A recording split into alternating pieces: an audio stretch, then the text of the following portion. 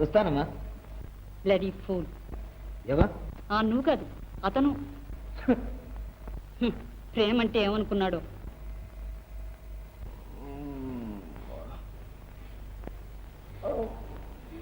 ఎలాగాని ఎలా ఇల్లు కదిలి వెళ్ళొద్దు అంటే వెళ్ళావు. నా మాట వింటావా? ఇంటే నాకు ఈ కర్మ ఎందుకు పడుతుంది? ఎవరో రౌడీలు కొట్టేశారు. ఏంటి చేయటం బాబు? బాబుని మాట్లాడించకు, ఆయాసం వస్తుంది. మా దేవి గారు లచ్చి. రండి తల్లి రండి. రాముడు, లచ్చి, మీరంతా ఈ ఊళ్ళోనే ఉన్నారా? అవునమ్మా. చిన్నప్పుడు నేను చూసిన కుర్రాడేనా ఈ మల్లయ్య? అవునమ్మా. చూడండి తల్లి, ఎవరో ఎలా కొట్టించారో. మల్లయ్య, మల్లయ్య పడుకో. అమ్మా, మీరు మా దేవి గారమ్మా.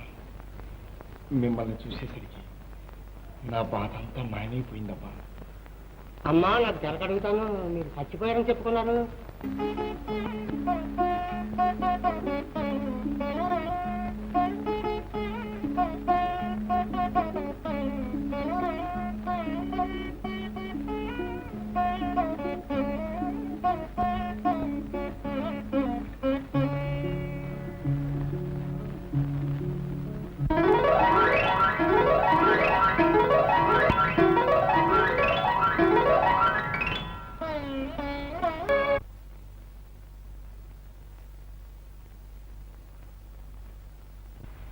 ఇంకా నాకు అవేమీ చెప్పకు శేషమ్మా. ఎవళ్ళెలా పోతే నాకెందుకు? ఆయన బాగుంటే చాలు. ఆయన బాగుండలేదు, అదే నేను చెప్పే మాట. పుష్పమ్మ గారు జమీందారుగా అష్ట కష్టాలు పెట్టేస్తోంది. ఆయనకి ఇప్పుడు చాలా జబ్బుగా ఉందిట. బ్రతకడమే కష్టం అంటున్నారు. బ్రతకడం కష్టం అంటున్నారా? అయితే నేను ఒకసారి వెళ్ళి చూసొస్తాను. చూసిరా అమ్మా.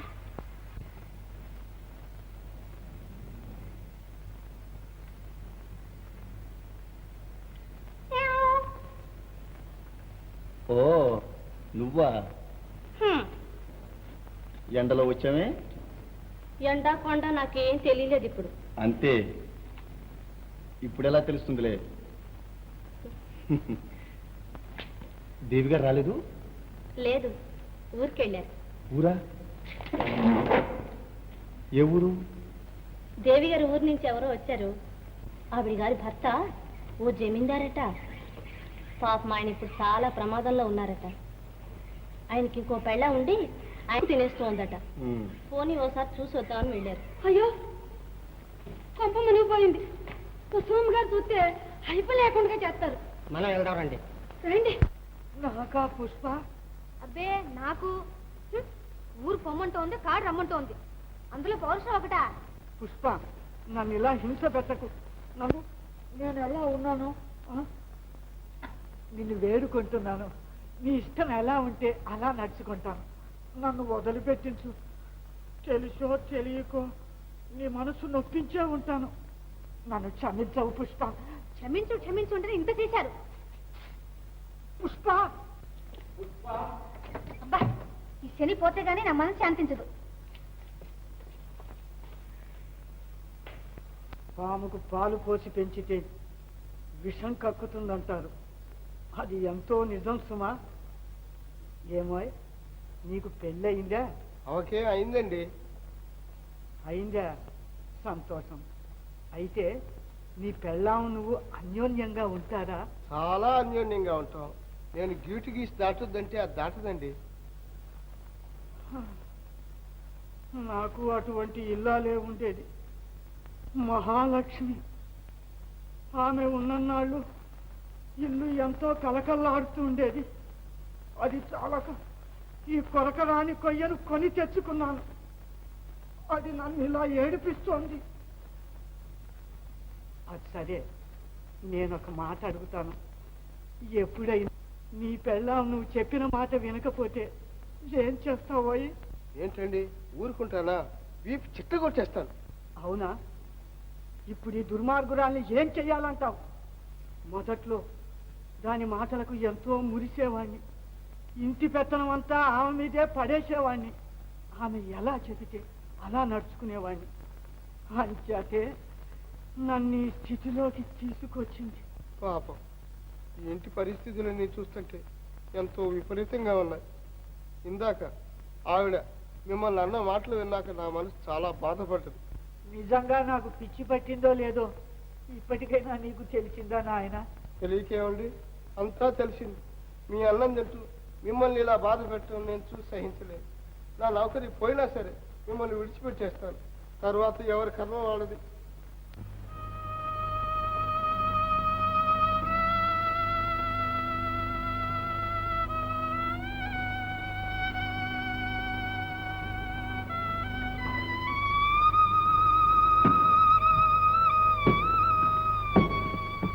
ఎవర్రావిడ ఎక్కడో చూసినట్టుగా ఉంది. మన అమ్మగారా? అయ్యో, మీరు ఎందుకమ్మా ఇక్కడికి వచ్చారు? వెళ్ళిపోండి. మీరు చనిపోయారని విన్నాం, మళ్ళీ బ్రతికెలా వచ్చారు? కష్టాలు పడే యోగం నా నష్టం రాసింటే సాగలాగొస్తుంది నాయన. అయ్యో, వెళ్ళిపోండి అమ్మా, త్వరగా వెళ్ళిపోండి. ఏ వెళ్ళిపోవడం కర్మమే? వెనకటి విషయాలన్నీ మర్చిపోయి ఆయన ఇప్పుడిప్పుడే కాస్త తేరుకుంటున్నారు. మళ్ళీ మిమ్మల్ని చూస్తే అగ్గి మీద గుగ్గులమే మండి పడతాడు. మీ మీద ఉన్న అనుమానం తీరిందని అనుకుంటున్నారా? మళ్ళీ ఏ ముఖం పెట్టుకొచ్చావమ్మా ఇక్కడికి? ఈ మధ్య ఆయన ఒంట్లో బాగాలేదని తెలిసి ఒకసారి చూసిపోదామని వచ్చాను.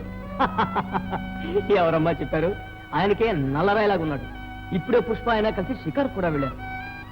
అమ్మా, నీ మేలు గారు చెప్తున్నాం. అయ్యగారు మిమ్మల్ని చూశారంటే మేము బ్రతకలేవు, మీరు బ్రతకలేరు.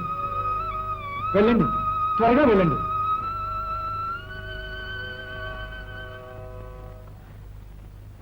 అమ్మయ్యా,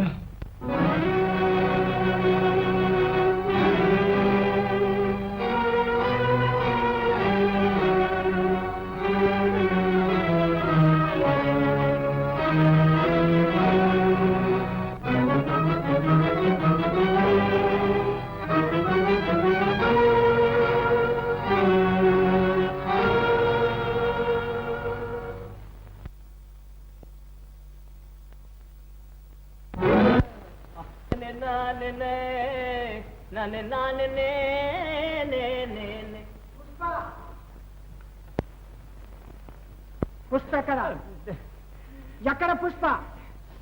తెలియదండి. అవునండి, తెలీదండి. తెలియదండి? అవునండి. తెలియదే? పెంచిన కుక్క కాలు గడిచిందన్నట్లు నా దగ్గర ఉంటూ నాకే స్వామి ద్రోహం చేస్తారా? ఆ దుర్మార్గురాల్ని తెరగా చేసుకుని తెర వెనక మహానాటకం ఆడతారా? చెప్పండి, చెప్పండి. చెప్పకపోతే కాల్ చేస్తాను. అమ్మో, నాకేం తెలియదండి. అంతా వీడు చేసిన కుట్రండి. ఏమిట్రా నా మీద తోసేస్తావు? కుర్రవాణ్ణి చంపింది నువ్వేనా? వీడేనండి. నా కొడుకును చంపేశాడా? అంగవిహీనుడిగా పుట్టాడని, పుట్టగానే ప్రాణం పోయిందని అబద్ధాలు ఆడారే. చంటి పిల్లాన్ని చంపడానికి నీకు చేతులు అట్టాలైనా? అయ్యో, వీడు చంపమన్నానే చంపలేదండి, పెద్ద కుప్పలో పారేశానండి. అవునండి. అయితే ఆ తర్వాత చరిత్ర నాన్న చెప్పానేనండి. 2 పుస్తకాలు అయి ఉంటుంది బాబు. ఒకనాడు పొద్దున్నే నా నీరుచ్చుకోవడానికి వెళ్ళానండి. వెళ్ళి నా కర్మాన్ని నాను పనిచేసుకుంటున్నాను. అప్పుడు ఎక్కడి నుంచో సంటి పిల్లాడి ఏడుపు నాకు వినిపించింది. నిదానిని చూశా. ఎవడో చెత్త డబ్బాలో ఏదో పారేసిపోతున్నాడు. పారేసిన వాడు ఎందుకు పరిగెత్తుకుపోతున్నాడని చూడ్డానికి వెళ్ళా. అప్పుడు ఇంకా సరిగా జనసంచారం లేదు. చెత్త డబ్బా దగ్గరికి వెళ్ళి చూసేసరికి సందమామలాంటి కుర్రాడు నాకు కనిపించాడు. నాకు పిల్లలు లేరు. చేసిన పాపం చెప్తే పోతుంది బాబాయ్, నమ్మండి. మెల్లిగా ఆ కుర్రాడిని చెత్త డబ్బాలోంచి తీశాను. నేను పెంచుకుందామని అనుకున్నాను. ఇటు చూస్తే ఎవళ్ళు లేరు. ఒక ముద్దెట్టుకుని ఇంటికి తీసుకుపోయాను. మా కడుపుని కనలేదు కానీ మా సొంత కొడుకులకు పెంచామండి. మా లచ్చనకాలు అప్పుడప్పుడు మీ ఇంటికి వస్తుండేవాడు. ఆడింతున్నప్పుడు ఒక పాలు కొట్టించారు. ఎందుకు కొట్టారని అడిగితే నన్ను కూడా కొట్టించారు. జ్ఞాపకం ఉందా అండి? ఆ కుర్రాడేనండి మల్లయ్య. మల్లయ్య నా కొడుక? మల్లయ్య నాయన ముట్టుకోకయా. అతన్ని కొడుకని చెప్పుకోవడానికి నీకేం తాగుతుంది? పెళ్ళాం పీకి పీసివేసి నీ పాపం చేతులతో అతన్ని ఎలా ముట్టుకుంటావు? నాన్న, తొందరపడకండి, కొంచెం నిదానించండి. నీకేం తెలియదు బాబు, నువ్వు కుర్రాడివి. నువ్వు ఊరుకో. ఇతను ఏం చేసిన పాపం లేదు, మహాపాపాత్ముడు. రాముడు, నువ్వు చెప్పింది నిజమే. నేను మహాపాతకుణ్ణి. నేను చేసిన పాపాలు నన్నే గట్టి కొడుకుతున్నాయి. నేను సందేహిని. మహా ఇల్లాన్ని సందేహించి నా చేతులను చంపేశాను. ఇదిగో దీంతో నన్ను కాల్చి చంపే. నాకు ఇంకెవరున్నారు? సత్య ముందు ఒక్కసారి నా కొడుకుని దగ్గరికి చేర్చుకొని సుఖం అనుభవించని ఒక్క క్షణం. నాయన అమ్మగారు చనిపోలేదండి, బ్రతిగా ఉన్నారు. ఇందాక ఇవి వచ్చారు. నన్ను చూడటానికి రాధ వచ్చిందా ఈ దుర్మార్గుణ్ణి? అవునండి, అవునండి, ఇందాక ఎక్కడికి వచ్చారండి. నిజం తెలిసిపోతుందో ఏమో అని భయపడి పంపించేశామండి. ఓది దుర్మార్గులారా ఎంత పని చేశారా? రాధా రాధా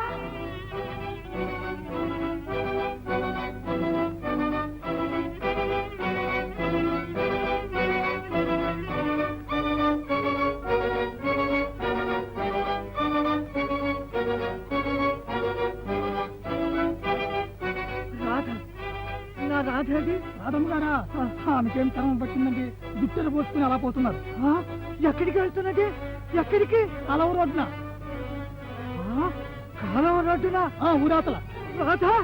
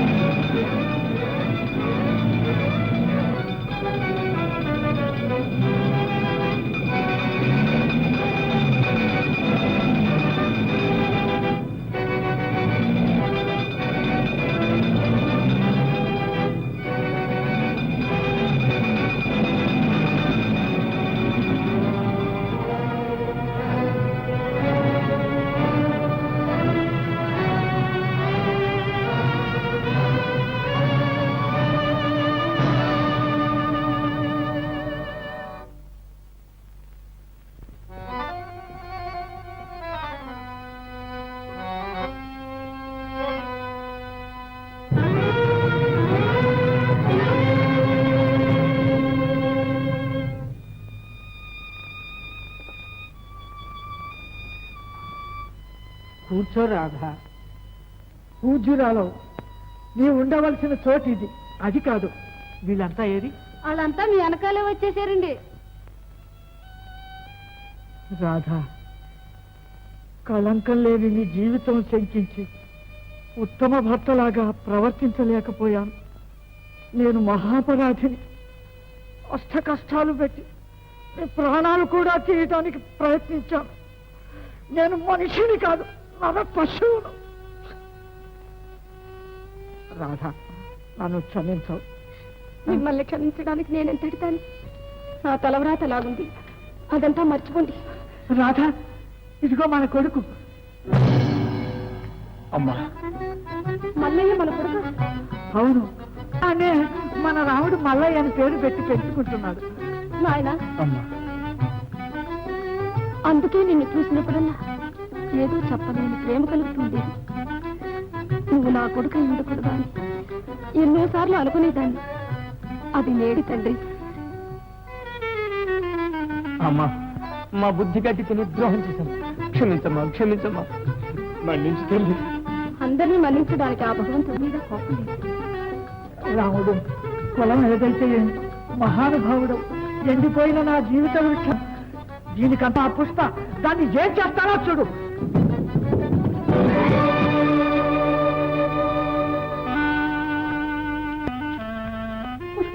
రాధా, దాన్ని ముట్టుకోకు.